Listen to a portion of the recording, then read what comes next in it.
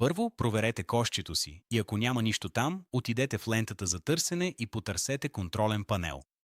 Отидете в раздела Система и сигурност и след това в Файлова история. Ако имате включена файлова история, това би трябвало да улесни нещата за вас.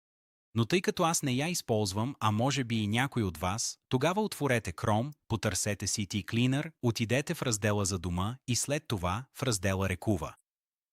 Натиснете върху Изтегли и изтеглете безплатната версия. След като се изтегли, просто стартирайте приложението.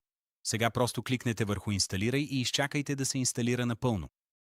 След това кликнете върху Стартирай Рекува. Сега кликнете върху Напред. Ако знаете какъв тип файл сте изтрили, можете да го посочите тук, например документ или видео, а ако сте забравили, просто изберете всички файлове. След това, ако знаете точното местоположение, където са били файловете, можете просто да го изберете. Ако не знаете, можете да изберете "Не съм сигурен" и да кликнете върху Напред. След това ви се дава възможност да активирате дълбоко сканиране.